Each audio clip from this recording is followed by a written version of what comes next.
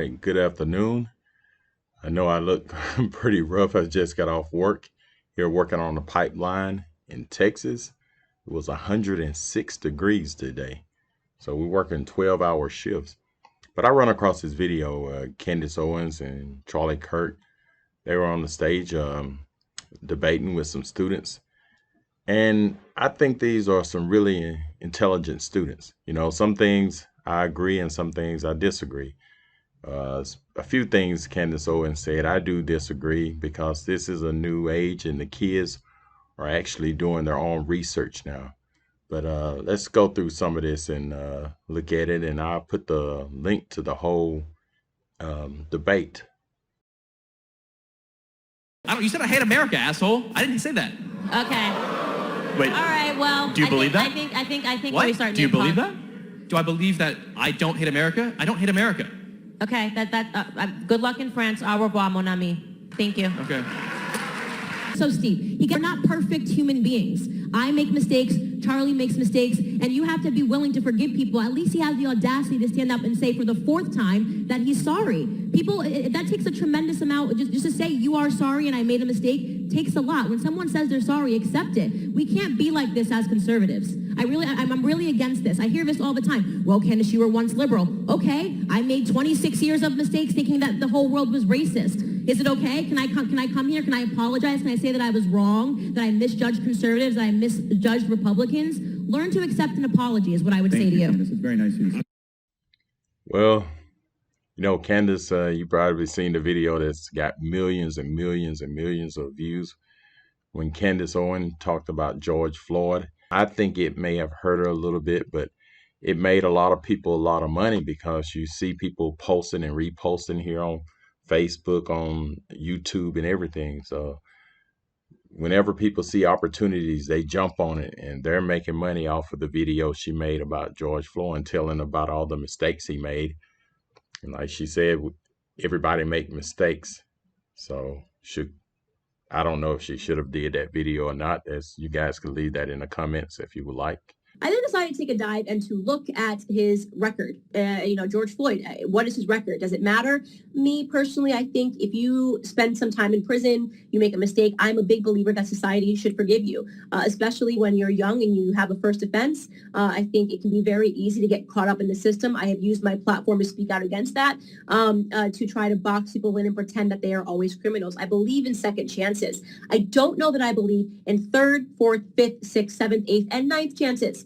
Despite his extensively long a rap sheet. And they're saying it doesn't matter what his rap sheet was, and that we should put him up and pretend that he should have a larger platform and that this was an innocent man who wanted what was best. Now, I'm inclined to believe, hey, look, he got out of prison in 2014. That's 5.5 years after he got out of prison. He could be a different man. I would be inclined to believe all of those things if the autopsy result didn't come back and prove that he was high that day on fentanyl and methamphetamines in his system, okay? So spare me your bullshit about him being on the right track, okay? You people that are on the right track do not do meth and fentanyl and drop baggies of drugs onto the ground. Now, again, this is completely separate from whether or not this cop had any right to restrict him in the way that he did on his neck. I don't believe he did, okay? But the idea that you're now going to tell me that my blackness or my black card is now associated to how hard I want to defend this person, a career criminal, right? And make him out to be the modern day Malcolm X, you've lost your mind. You really lost your mind. If you've been called a racist and a bigot so many times over and over again, I think perhaps, I don't want to say what was going on in your head at that moment, but you might rush to judgment a little bit quicker to disassociate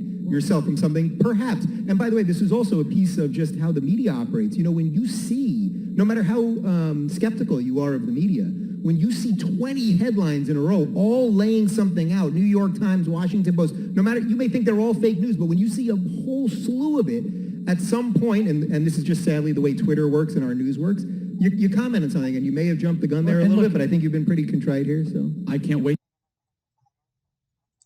That is so true. You hear something over and over and over again, you'll start believing it. You know, if you're raising a kid, if you tell that kid he's stupid over and over and over again, that kid will start believing that. And it's a quote I like. It say, hey, if you tell a man he's brave, you help him become so. So if you continue to hear things over and over and over again, eventually you're going to start believing it. Learn from you So about we'll how not to continue make with this. mistakes so we can meet afterwards and you can teach me how to do that. Thank you for your question. Thanks. KKK has been around for since how long, and what has the government done for anything to persecute? You think the KKK is alive today? Yes, of course. Oh my wait, gosh, okay, we hold need on. to Okay, well, find me then one. wait, I want to now- meet now one. we have a You're saying the debate. KKK doesn't exist? Now we have a at all. debate. Hey, wait. Now we have a debate. So Have you ever met one? I'm asking you, what are you Well, saying you're whoa about? saying the KKK doesn't exist at all? What happened? I'm going to ask What you did a the question. government do to erase them? What did the government do to erase the KKK? How can you say they don't You have to exist? slow down. I can't understand what you're saying. What did you That's say? crazy to me. Well, Candace and Charlie, you guys are wrong on this one. The KKK do exist. I'm from Houston, and I'm glad this other guy is going to get up and help this kid out and just tell him what happened in Acres Home here in Houston, probably some 10 years ago. I can't remember, but they do exist, but it's a small amount. They're not I don't consider them a threat to nobody, because what is it to fear? If you start fearing everything, you're already dead anyway. So we'll go ahead and continue with this. Well, I'm going to ask you a question. Where are they? What do you mean, where are they? Where do they meet? They could be judges. I just thought this is a really big story and CNN should cover it. Where is the It's literally an KKK? ideology. And he's right.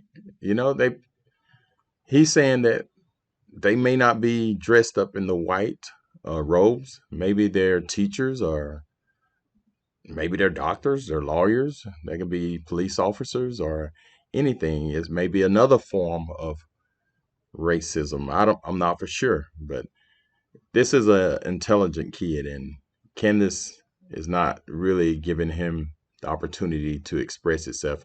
But I'm glad this other older gentleman did step in and get it all straightened out. Who's the leader? Where are they meeting? In what country? In what Ask city? me where. I'm not going nowhere near where Because they aren't. Because There's they don't. They literally live in the media's head.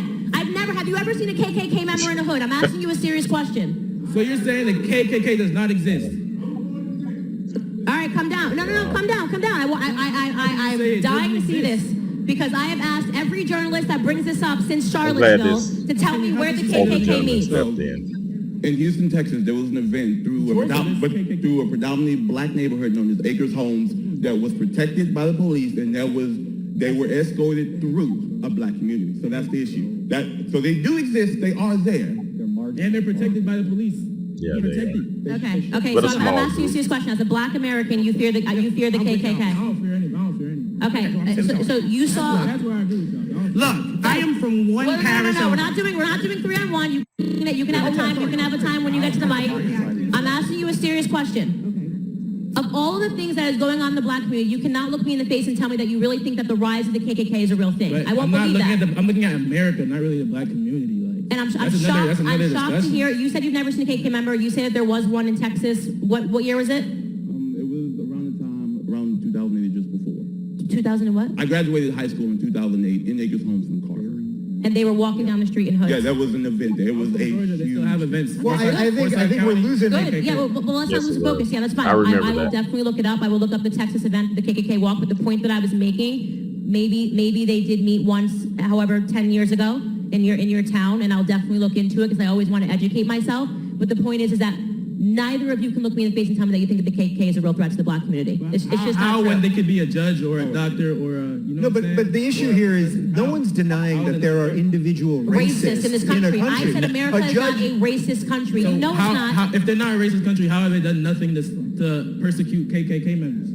Like What? David Duke. David Duke is a known KKK. But Yes, David Duke endorsed a Democrat running for president this cycle. I just have to say that. This Democrat and Republic stuff, somewhere you have to draw a line, because that's just a form, like this kid said, a form of separation. Let these kids think for themselves. And I'm glad they are. The millenniums, they are doing this. They're thinking. Why is he not in prison? What did he say? I can't hear David him. Duke Can you is put so. the mic closer to him? I do have to say genuinely though, can't hear him. it's so marginalized. It's so minimal. The overemphasis, over conversation, weird that we over even talk focus. about it. These I mean, people are honestly, it's losers. weird. These people have no life. These people are not in mainstream society. These people are not what people And try I to hate make that. it seem. This is why I say when you heard me say earlier that I hate when we are the most privileged black people in the entire world, right? We are, plain and simple. The most privileged black people in the entire world live in America today. It's insulting to me because when my grandfather used to tell me the stories about the real KKK, the ones that would come on horseback and shoot into his home in Fayetteville, North Carolina, do you want to know what my grandfather says about them? He says, and when they used to come around, my dad used to shoot back at them boys. Such an empowering thing when he talks about them. He talks about them like they were children. He tells me stories about when the black mothers would come out and take the hoods off and yell at them and say, "Is that you, Peter," or whatever their names were.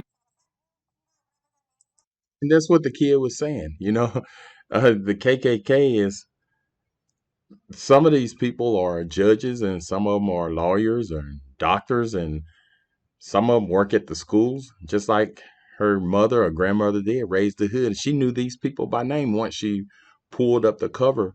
These are the same people that maybe she taught in school or the kids around the block. So they're probably not wearing hoods now, but it is racism a little bit around here in different places. It could be different ways that it's being done, like these police officers or other different things.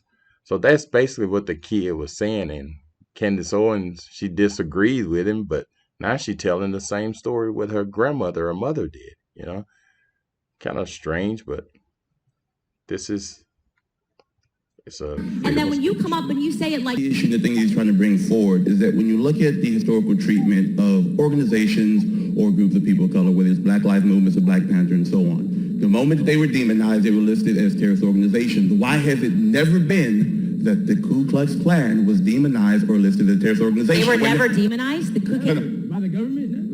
Has the government Because ever they were listed the them? government. They were Democrats. Well, yeah, this is not true. I don't really care. I don't care about Democrats and Who is still Republicans. encouraging father absence? Democrats and Republicans are the same. It's the same government. That's what y'all don't see. Like I'm neither. political parties are literally to divide us because Democrats and Republicans are the same. I it's the think same you and I government. agree on the fact that there are problems. What we disagree with is that I am telling you that the left started it, the Democrats started it, and the Democrats are still perpetuating it. And the way that they're able to perpetuate it is by getting you to sit up here and ask me a ridiculous question about the goddamn KKK when we should be talking about father absence and abortion and black on black crime. Thank you for your question. So you're saying Democrats? I have a question, but if I could say one thing real quick.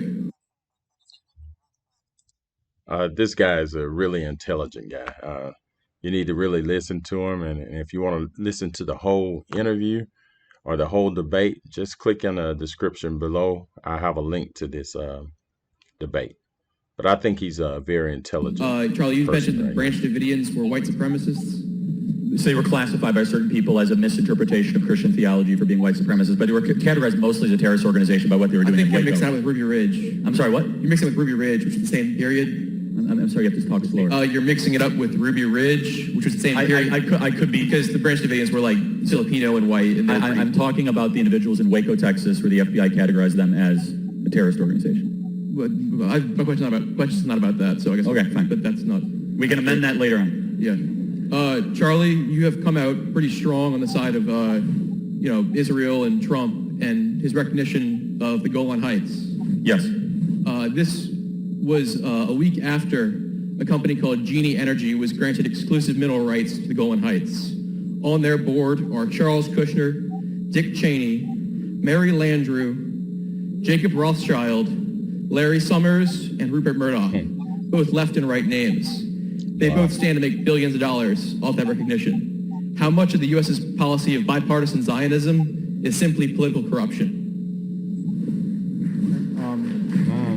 Can I ask you a question? Sure. When did Israel take back the Golan Heights? Do you know the history of it? It was never theirs. They didn't take it back. They invaded it. I'm sorry, what? Take back? They invaded it. Okay, so You think this country was built on slavery? At least partially, yes. Okay. How many slaves were there in the South? I don't know that exact number. That's the problem, is that you don't know that. This country was not built by slaves. It's a ridiculous argument to make. The cotton gin was a better option than having slaves pick cotton. So innovation is what drove the society forward. If you really want to talk about it, you're talking about the people like Vanderbilt. Andrew Carnegie. These are the people, the men that built America. J.P. Morgan.